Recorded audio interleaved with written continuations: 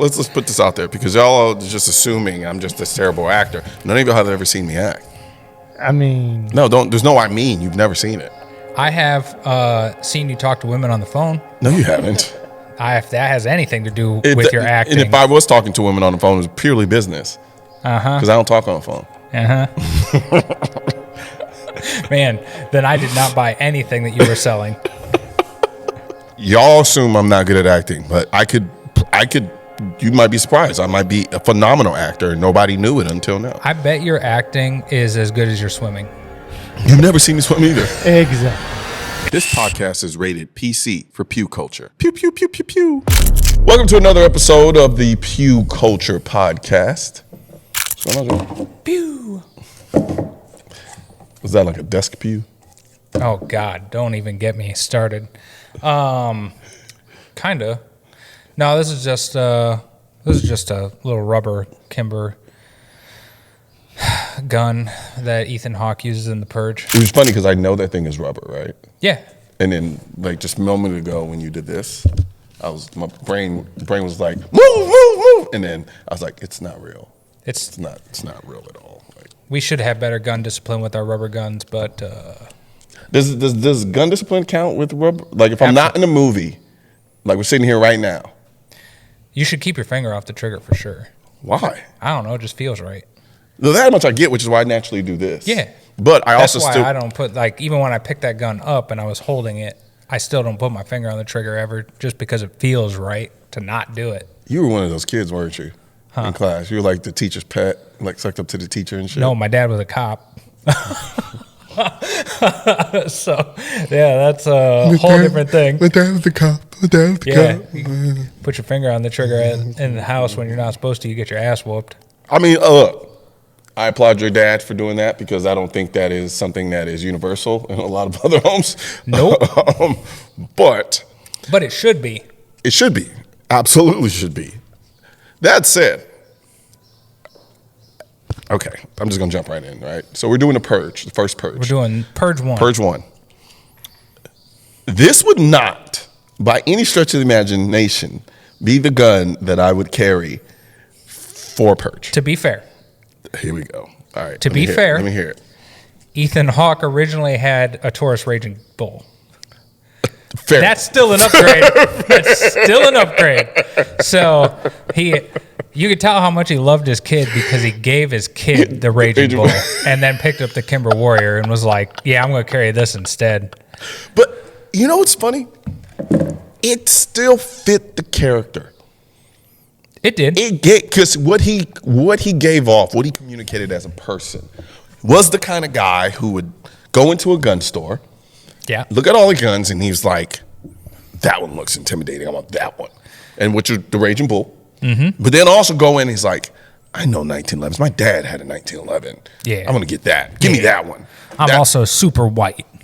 I didn't want to say it, so you can't. It's fine because I'm white. You can't say it. That's literally what I was thinking. You couldn't can't say it, but I can. You couldn't have picked a more Caucasus Mountain selection of guns. Well, especially with Kimber on it, too. It's not even like it was like a normal, like, every man's 1911. No, it was a Kimber Warrior. Okay, now, in all fairness, I'm putting my watch on because Peter's going to get mad at me, so I'm putting on airplane mode. I mean, we should have already done that, but 5 minutes in. Sorry. So the funny thing is, I actually like this Kimber. I'm just not choosing a 45 and I'm not choosing a 1911 N45. I'm not choosing a 45 or a 1911. Period. That's what I'm saying. Yeah, I was dumb. I would do a 2011. Okay, but go back. Nope. Can't do a 2011. This was made in 2013. 2011s were not readily available in 2013. So go back to 2013, and then you can pick a gun from that time frame. I'm taking a Glock 17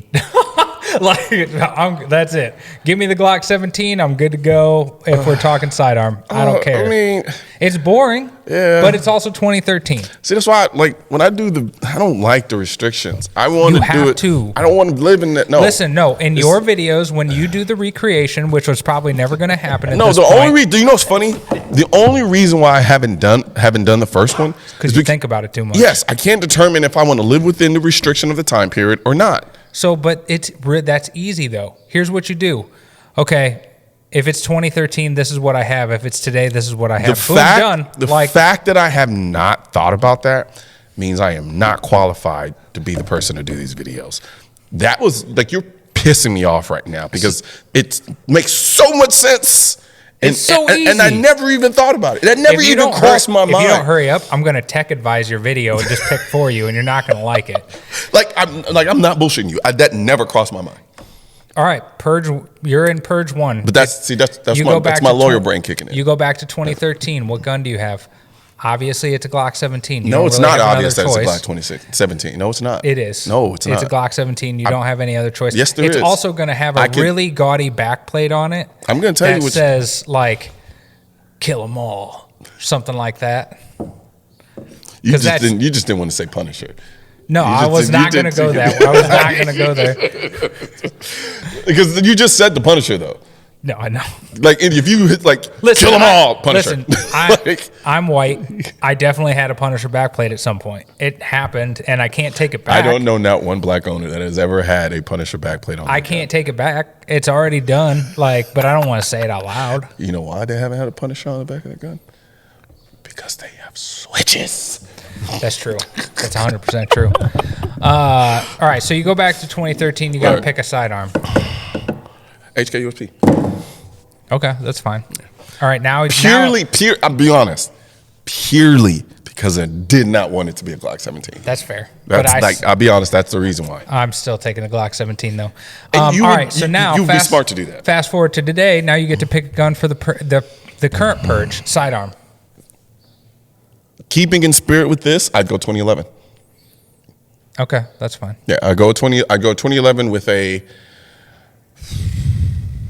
2011 with the 21 round. No, I go with the 26 round mag. All right. And in 2011, no. Oh, I gotcha. I'll do you one. You're gonna like this one. I would do. It's still technically 2011. It'd be the 2011 Staccato HD, the new one that takes the Glock mags. Yeah. And then I put a 30 round magazine in it. Okay. No, actually, I'd put a 21 round magazine in it, largely just because it's just unwieldy at that point. It's just that's too much. Yeah. You can change mags pretty quick. I would think so, yeah. Yeah, not me though. I'm gonna get it. I'm gonna take a bandolier and I'm gonna use a Smith & Wesson Governor. I'm gonna have Dragon's Breath rounds. I'm gonna have 45 long Colt. I'm gonna have I'm using all of it. I got Dragon's Breath rounds. Do you know how scary that is in the Purge? I'd be walking around on the streets lighting people's pants on fire with my Dragon's Breath. I basically just own the Purge at that point. No, you wouldn't. I already own the Purge. Look at this car. I basically am a warlord. I've already figured this all out. I'm ready. Just because I know what you have access to, I can't really retort it. So I'm just going to keep my mouth shut. Okay. Now, within the context of this particular Purge, right? Because they're all scenario-based, right? Yes. So the Purge action videos are going to be kind of fun for me to do, largely because I can pick apart those scenarios. This one here generally took place in the house. Weren't you in this movie? Oh my God. I was hoping you were going to forget this. You were the bad guy, right? When he was first introduced, Collian Noir's character only spoke on maybe 4 separate occasions and was known in the credits simply as Bloody Stranger. Then in Anarchy, he makes a small appearance, but this time he isn't bloody, so he's just credited as the Stranger. It isn't until the 3rd movie that we learn who he is and how his experiences changed history. It was just a small part, but yeah. Yeah, he was the guy who did all the horrible, horrific things. Yeah. What horrible things did he do? Edwin Hodge. He didn't do anything. Are you sure about that? What did he do? He was the Stranger. Okay. Obviously, he probably... They were literally... He probably... Pew, pew, pew. People. No, he didn't. They were leading on to that. No, they were engaging in a ritualistic killing of a random black guy that they saw. Uh-huh. I'll see whose side you're on. love it. No, I got dirt on you, doggy. The funny thing is, I'm friends with Edwin Hawke, so get over yourself. Edwin is actually a very good friend. Worked on Tomorrow Wars. Really good human being and very well trained. Yeah, pretty interesting that you were basically in this film. I don't look like him. You look exactly like him. No, I don't. Yeah, you do. Slightly less handsome. That's it. I don't look like him at all. Anyways, go on. I do like his character in the movie, though. He's good. I liked his character arc. I mean, he didn't really have an arc. The father really more or less had a character arc more so than Edwin. He stayed pretty consistent. How underrated of an actor though is Ethan Hawke though too? Can I just bring that up really quick? Do you think, dude? Ethan Hawke has been in a crap ton of films. Yeah, and he's always extremely solid. Yeah. This dude, though, wanted to be in this film, so I'll give you guys a little Easter egg here. This was made by Blumhouse, right? So very well known for their horror films, usually on the lower end of the spectrum in terms of budgets. Ethan Hawke took $3,000 up front to be in this film. Really? $3,000. For $3,000, could you have ever bought acting that good from anybody? Yeah, me. That's okay. You. Never mind. How do y'all know? Y'all can just let's Coleon will do for $3,000. Real talk. Let's put this out there because y'all are just assuming I'm just this terrible actor. None of y'all have ever seen me act. I mean, no, don't. There's no. I mean, you've never seen it. I have seen you talk to women on the phone. No, you haven't. If that has anything to do with your acting. And if I was talking to women on the phone, it was purely business. Because I don't talk on the phone. Man, then I did not buy anything that you were selling. All I would say, okay, I'm sorry, Peter. I'm sorry. I thought I put it on airplane mode. I watched him do it. Yeah, like and it just. You didn't think you did. I guess because it's picking up Wi-Fi notifications. I don't know. All right, but y'all assume I'm not good at acting, but I could. You might be surprised. I might be a phenomenal actor, and nobody knew it until now. I bet your acting is as good as your swimming. You've never seen me swim either. Exactly. Exact what? You've never swum. I have. Hey, we could do a little monologue real quick right now. I have video of me swimming. Okay, we could have video of you doing a little excerpt of video you of me swimming. I'll pull shit shit while right he's now. pulling that up. While y'all over here. So Ethan Hawke got paid $3,000 for this film, right? But he got all of the back end profits, percentage of all profits. It is estimated that he made more from this film than any other film in his entire career because of that. How impressive is that? Good job, Purge. Did he already know that? Who is his agent? I'm pretty sure he negotiated that himself. Oh yeah, because his agent wasn't really making. No, yeah. I mean, what agent do you know? You know some people who do agent stuff. Yeah. Would go. Oh yeah, my giant big name actor will absolutely do this for $3,000. Like, give us a little percentage of the back end of your low budget horror film. But do you know why he wanted to do it so bad? He is friends with. He is an old friend with Jason Blum and the director James DeMonico. Gotcha. Another little Easter egg. This is going to kind of piss you off because it kind of pissed me off. So Jason DeMonico, he is the director of this. He is 1,000% terrified of firearms. Who, like the director? The director. Deep-seated terror of firearms. Really? Yeah, and he, according to him, he channeled that into the movie, stating that traditional villains are much less scary now that random people carrying guns can cause a massacre everywhere. Now, this is a direct quote. I'm terrified for my country, so I think the cynicism seeps into the film. America itself becomes the canvas.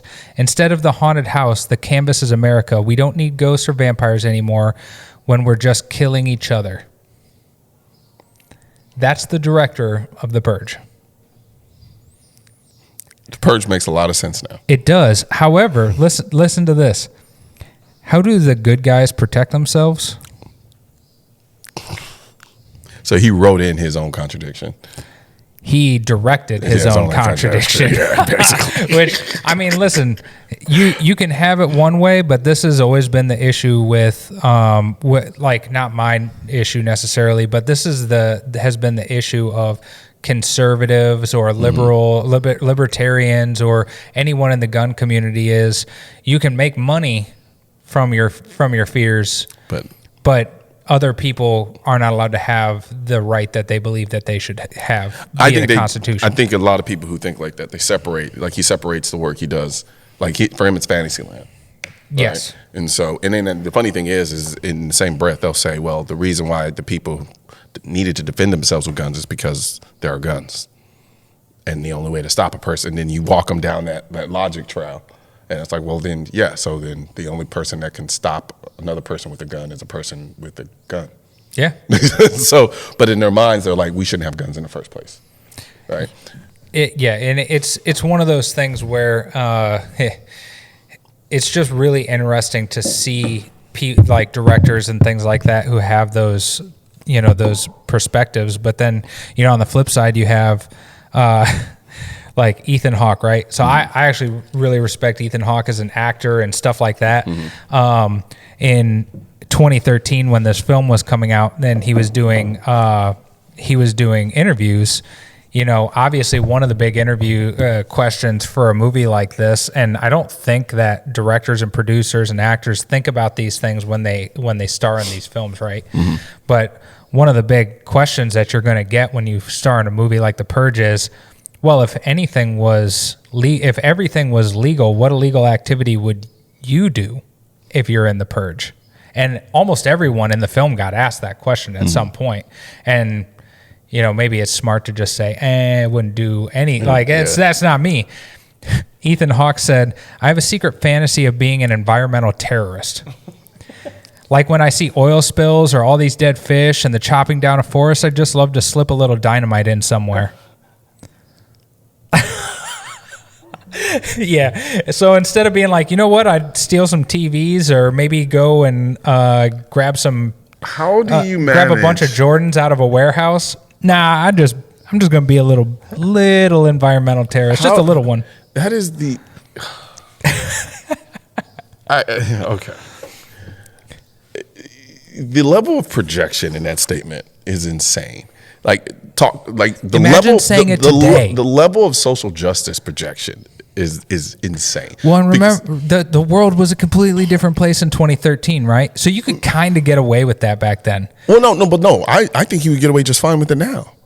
Probably, actually, more so now. Yeah, because it's social justice warriorism hidden in Fantasyland. Well, really, what it was that was his way of kind of, how do you put it?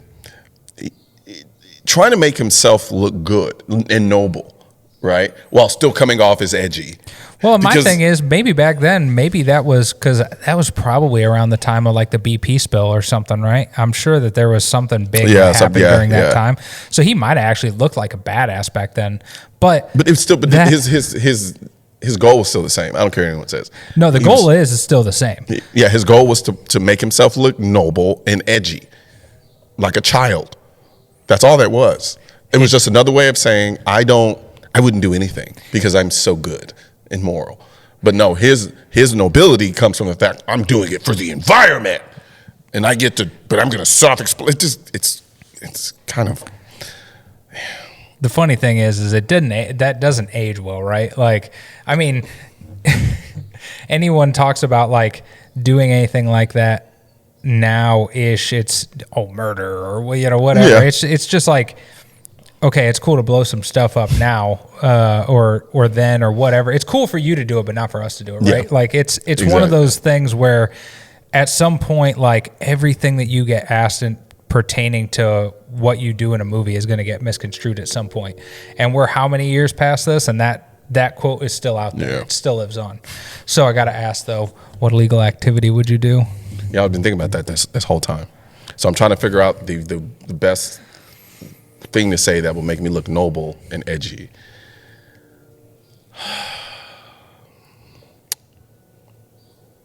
I would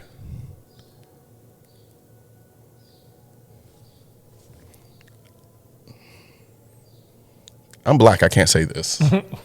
Everything I do is going to self-incriminate. I was just waiting for you to say something that was going to like, I don't know. I just pictured you saying something that I can't say out loud because I'm white.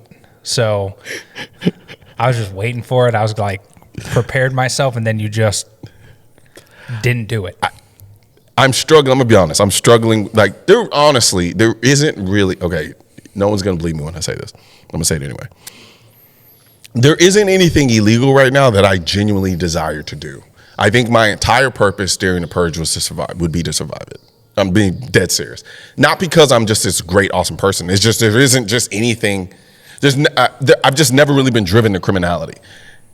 So I can't think of, now that could change. Something could pop up that I'm not thinking about right now. Because I'm not saying this because I'm just such an awesome person. I'm just saying this because there's nothing that's really jumping out at me that's like, there isn't anyone I'm really mad enough at to want to kill.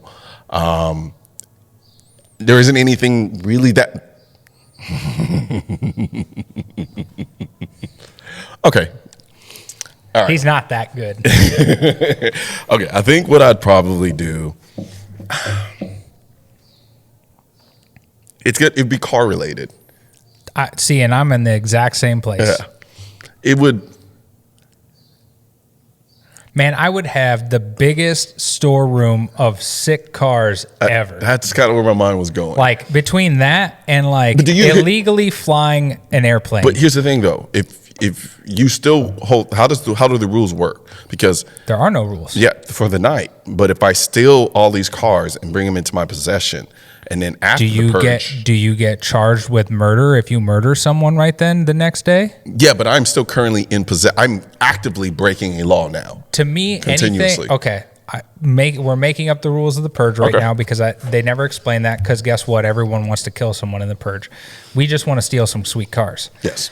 It's not stealing if there are no laws. So I see what you're saying. So if you take a bunch of cars and you put them in a storeroom, the next day, to me, now they're yours because it wasn't illegal when you took them. Okay. I'll go with that all day long. Yeah. Man, I'd have so many sweet cars. Now, where would you go steal them from is a question. Well, because you might have to take a life to do it. Well, depending on where you're going to try to go to my do it. thing is I like Christian values, right? Mm-hmm. If it's not illegal and you can have the car and it's completely cool, I'll put the car in the storeroom. It's awesome. But I ain't doing nothing to hurt anybody to get Okay, it. so you're basically saying if I can go and just take it without having to hurt anyone, that's what you would do. Yep. Or if I can fly an airplane by myself because I'm never going to spend the time to actually learn. Why would you want to do that? I don't know. I just want to. That just doesn't make any sense. It doesn't need to make sense. Yeah, but that seems self-sabotaging. You're basically going to die. Yes. That's not true. That's absolutely true. I feel like if Have you ever flown a plane before? I've flown in a simulator. Okay. That is not a plane. You would be able to get out, but listen, I genuinely thought at some point he was telling me yes once, like a Cessna or something. I did fly an airplane, but I did not take off or land the airplane. I just flew it, which is the hardest which means part. Nothing. It doesn't mean anything.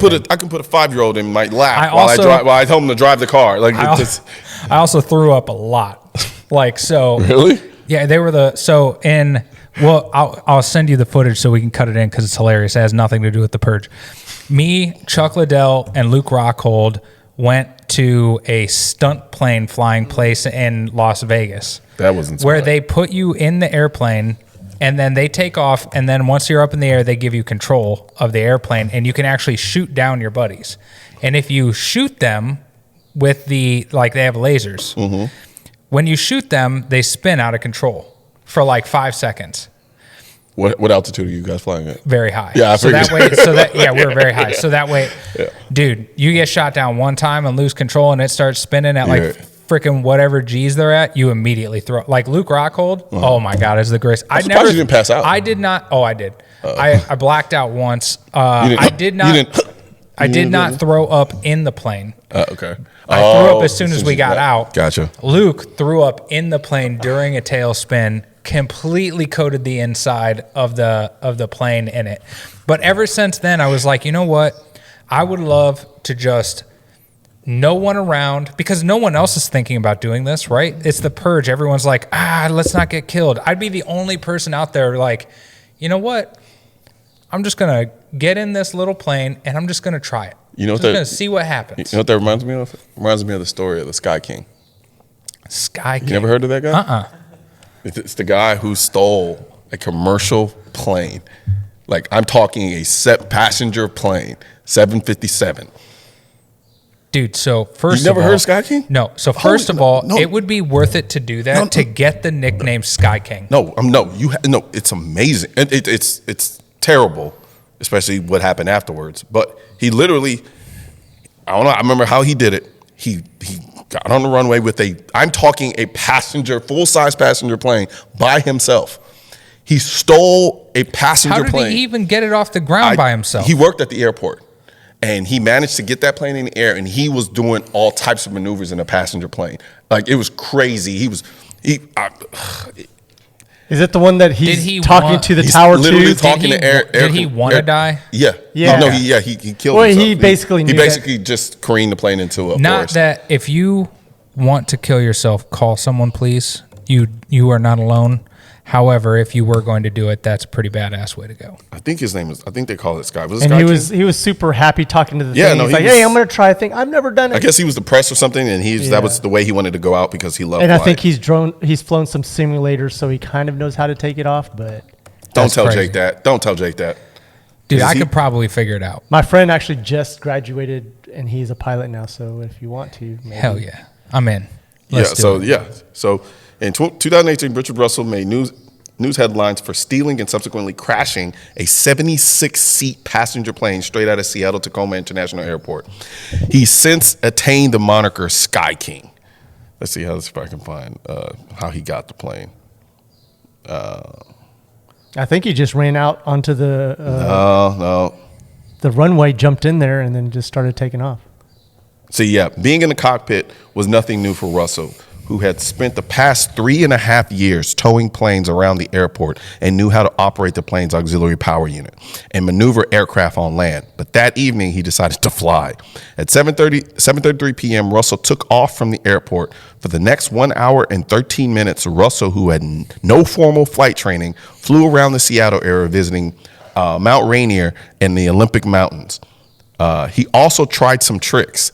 Hey, pilot guy, can this thing do a backflip, you think? Russell asked a nearby pilot after a successful barrel roll. He barrel rolled a passenger plane. Dude, that's crazy. How have I never heard of this guy? Russell refused. That's right there. Russell refused to land the plane. I was kind of hoping that was going to be it, you know? At 8:46 p.m., his plane crashed in Catrone Island in Puget Sound. I don't know how to pronounce that. Puget Sound, yeah. And Russell died. He was 28 years old. That's crazy, dude. So it was a prop plane.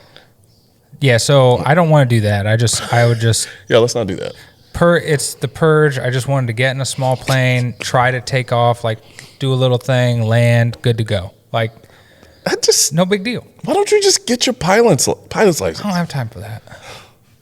Listen, the purge is one day. You don't need one day. But you wouldn't even need the purge to do that. Just get your license. But then I have to afford a plane. They're expensive. No, you would just... You can rent. Yeah. That's expensive too. And there's paperwork. There is. And you have to have a certain amount of Guess what? Best part about the purge. You know what's more expensive? Dying in a plane crash. Best part of the purge. No paperwork. Period. You can do whatever you want. You don't have to fill out any paperwork. It's perfect. And you know what? It's your purge. You can do what you want. Exactly. Yeah, everyone else is out murdering people. I'm just over here trying to figure out how to get this plane to take off. And you know what I'm doing? While Jake's in the air flying his stupid little airplane, I'm in his garage stealing all his little end of the world cars, and that's what I'm doing. I'm stealing all of Jake's vehicles. He'll be dreaming about that. I've already tranked him. He's in the back of the plane. We're doing this together. Yeah, no, we're not. Maybe give me a helicopter. Oh shit. So the purge, it did well. It did exceptionally well. I thought the purge for me was just a very, very fun movie. Just because I think it's something that I thought the concept was really cool. Yeah, right? It was. I could have done without the political undertones a little bit. But it is what it was. You're going to get that no matter, you're just, any movie that deals with laws or any of that stuff, they're going to slip it in, and there's not much you can do about Pretty much. But I will say, I wanted to punch that little kid in his head. Like, how dumb do you have to be? Yeah. And then I wanted to punch the daughter in the head, because how dumb do you have to be? And then there's the boyfriend. There's a lot of stupidity in this movie. So that funny thing about the boyfriend storyline, which is funny because where he tries to kill the dad, right? Yeah. That was actually never supposed to be in the movie. It was actually more messed up. It was supposed to be the daughter trying to kill the dad. Oh, because that was the original story. But the studio was like, that's way too effed up. And they rewrote it to the boyfriend trying to kill the dad. If you haven't seen the movie, you're going to have to go watch it to find out what we're talking about. Yeah. It's so dumb. It really is.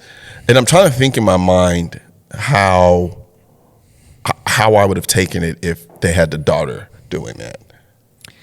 I think it would have been worse. I think it would have been harder to stomach. Now, it is a horror movie, though. Yeah. So I mean, they did have a bunch of, yep, white people chasing around a black guy. You know what else is funny? Didn't do anything. Lena Headey is in this film as the mom. What's her take on having firearms? Yeah, I know. She grabs a Ruger KP95 to go protect her daughter, though. I have one of those. I've never fired it. Does not look fun to shoot. But the weird thing is, I really like that gun, and I don't know why. I've never fired it, but I've always wanted one. Yeah, it's like one of those. It looks so early 2000s. That's what I'm saying. That's why. And I think what it was because that was kind of, when I was getting into firearms, it was one of the guns that was kind of really notable. This was 2013. Look at Edwin's the way he handles that firearm. You can tell that dude was trained. Yeah, that is true. That dude's been training the whole time. Like, actually has proper grip, proper discipline. Like, yeah, that dude actually trains. Good for him. Wow, dude, what's up with the amount of Tauruses in this film? There's a ton. Holy There's a shit crap. ton of Tauruses in this movie. Oh my god! Wait, so you tell us why that is? I didn't work on this film. Isn't that your job? Yeah, I mean, and movies that I do, but dude, Taurus PT 945, the Raging Bull. And the Raging Bull isn't the worst thing that one is fine. One dude, I mean, one dude's just walking around doing crazy stuff with a deagle. Yeah, well, I mean, that's kind of a given, though. Yeah, that's fine. I don't mind that. I can tell he's never shot it. MP40s, Beretta 92 FS. There's a lot of Tauruses in this movie. So many. Intratec Tech DC9. Tech 9, baby. That's awesome. That would actually be, that's pretty cool. That the Mossberg 590 chainsaw, we actually got that gun back finally. Like, that one's don't you work with Mossberg? Yeah, I do some stuff with them. We should get some 590 chainsaws up here. They that actually, of all the guns he had, that to me made the most sense out of all of them. Yep, that one's cool. Spaz, literally, they broke out $5,000 Spaz 12 and just put it on a background character. MP5Ks, M16. I just want to point out the spot. Look, I call it Spot 12. It's genuinely a terrible gun. Go ahead, tell us why you think it's a terrible gun, even though it's the only gun that could take down a Raptor. It's just a bad gun in function and form. It's not comfortable. It's very unergonomic. I don't even know if that's a real word. It tries to do too much because you could put it in semi and put it in pump, which is cool on paper, but it's like, why not just make it fucking semi? And it didn't do either one of those functions very well. Right. So it's cool as shit. I owned one for a little bit, but Spaz 12 just was not it. Coolest Spaz 12 though in a movie. Jurassic Park, come on, that's not a real question. No, it is a real question. What? No, there is not one cooler than Snatch. The movie Snatch. I don't. Let's see. The Jurassic Park one was just so iconic. It was, but this scene right here, buddy, this is one of the funnest gun scenes ever. Hey, what? I thought you said he was a getaway driver. What the fuck can he get away from, eh? Don't worry about Tyrone. He can move when he has to. Just worry about getting us a gun, yeah? Yeah? What's that? This is a shotgun, so? It's a fucking anti-aircraft gun, Vincent. Yeah, well, I want to raise some pulses, don't I? You'll raise hell. Never mind pulses. This is one of my favorite movies ever. If you've never seen the movie Snatch, so he obviously, Snatch is set in London, right? Set in the UK. There really are no guns there. Yeah. So all these dudes are like really, really freaking terrible with the firearms handling and all that stuff. At one point, he's in the back of the car with the spaz, and he has no idea what he's doing. They're driving down the road, and he unloads a freaking round, a blank round, inside of the car, all windows up. I can see it. I'm telling you, that gun is that complicated. It's that complicated. And especially when you've never handled a gun before. Even me, with my handling of firearms that I had at that time, it was still a very complicated gun to kind of deal with because, one, you never really knew what function it was in, right? So it was like, it's either in pump or it's in semi. And you know what to do. And so you thought it was in pump, then you're freaking trying to shoot like a semi. You thought it was in semi, and you're trying to shoot like a pump. It's just, the gun in and of itself to me is shit, as far as I'm concerned. It's heavy, it's unwieldy, but it is badass. But it'll raise some pulses. It's anti-aircraft. I freaking love that movie. I still don't. I actually want that image as a poster. Yeah. But Dude, we're making that into it. That's our first Pew Culture T-shirt right there, boys. But you know we're gonna Coleone's face. Well, see, that's Oh, it'll be easy to Photoshop on. Because. Oh shit! I'm not gonna lie, I'd actually wear it. We're making that. You make it. If you make that, I'll wear it. We're getting that. Oh no, dude. So I mean, at the end of the day, though, there's not like a massive amount of guns in the Purge, but it didn't need a ton. It didn't need. You know why? You know why there isn't a massive amount of Purge? I think a lot of it too. Well, I mean, I don't know, because if I had written the Purge, I think I would have been too distracted with the guns to really kind of write a plot that really made a lot of sense. Everything would be designed around getting to the gun, right? Sure. The guns would become the character of the movie. But also in this type of situation, you know, there's a lot of what can I carry on my person realistically? Yep. It's oddly enough, probably the most realistic depiction of firearm usage from the standpoint of what could you realistically carry on your person. Well, and I think that's the other thing, though. If you go all the way back to the beginning of the movie, too, realistically, it's not about... People weren't preparing to defend themselves with guns. They were preparing to defend themselves with safe rooms, right? I mean, the whole thing he did was sell safe rooms. That didn't work. But that's kind of the thing about this, though, is, right, it's a cautionary tale. Yeah. Like, you have someone build you this safety mechanism. They know how to get into to get into it. Yeah. It's the same thing with trusting people, you know, with storing your passwords or whatever. Why do you think there's so many data breaches? Like, you do all these things and you pay for all of these things with companies who say they're going to do these things for you. Just understand. Why do you think there's so many gun owners out there? It's because they don't trust the people who they're paying to protect them. And at some point, you may end up being forced to do it yourself. Hey, I couldn't have said it better myself, folks. There you go, Jake. The Purge. That's what Pew Culture is all about, though, right? So, yeah, at the end of the day, don't buy a 1911 in the year 2025 for The Purge. Unless it's a 2011. I didn't say. I said 2019. Yeah, but it's essentially a double stack 1911. It's chambered in 9mm. Come on, the tomato. Very true. Same, but different. Double stacked is the key there, though. That is actually very true. Also, make sure it runs. Yeah, that is true. Don't just go get any 2011 because you might find yourself in a bit of a pickle. Every time. Yeah. Guess what? Never fails, though. Glock 17s. So boring. I wouldn't. Okay. All right. Come back. I'll take you back. I'll take it back. Oh no, I can't use this gun because it wasn't made then. Damn it. I was gonna say the 19X. Yeah, that did not exist. It didn't. Damn it. You can have a Glock 19. I'll even throw in a Punisher backplate. Put on a switch when we're talking. Deal. We got a few. Well, that was our Purge episode of the Pew Culture. Purge 1. Purge 1. Stay tuned for Purge 2 through 24. Yeah, the guns actually start getting better. They do get better. The stories get more ridiculous, though. Of course. I mean, but I think that's what Purge was from the get-go, as far as I'm concerned. True. Yeah. It's like the movie Saw. Like, how many more ways? Never watched them. Yeah, you're scared of stuff like that. I don't watch scary movies. Wonder why. Can't swim, doesn't like horror movies. I can swim. Let me find this video. Who likes orange soda? Let me find this. Kel likes orange soda. First of all, we'll catch you later. First of all, Mexicans drink orange soda. Shit. Hold on. Don't stop recording. Our sponsor is DNT.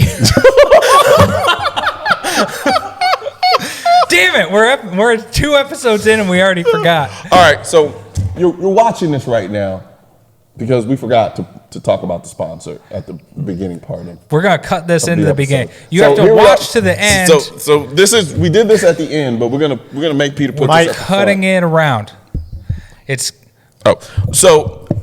So if you're watching this, just understand what you're watching right now. We're really recorded at the end of this episode because Jake and I are terrible with our sponsor reads. Well, we're getting better. We got really excited about the movie. Yeah, we did. So it's The Purge. Yeah, but we haven't told you that yet. But it's at the end. But now it's in the beginning. So yeah, we're doing The Purge. Yeah, and this is DNT. This is DNT. Yeah, DNT. They're the sponsor. Day and Night Technologies. Yeah, they make thermal, night vision, laser. All the stuff that you need to make you see when you can't see. Dude, you know what? It would have been awesome to have. But you're forgetting one component about it is that they're readily affordable comparatively. They are comparatively affordable. Actually, it's kind of crazy how affordable they are. So affordable that... They're kind of disruptive. Very disruptive. Yeah. But if you get it, if we start having the Purge and you don't have one, you be gonna. That's your fault. That is actually true. That's your fault. Actually, I think a DNT during the Purge. Now I sound like I'm shilling, but I'm being dead serious. Having one of these during the Purge would be very ideal. It's always at nighttime. Yeah, always. Yeah, they don't do purges during the day. 7 p.m. to 7 a.m. Day and night technology for the Purge. You almost don't even have to watch the rest of this episode. Go buy a day-night technology, DNT. Optics, get yourself one. Tell them, Coleon sent you, and you'll even probably get some kind of discount. I don't know what it is. I was expecting Chill Noir from you, or Chilion Noir. All right, have fun the rest of this episode. I'll see you later. I'm glad you caught that.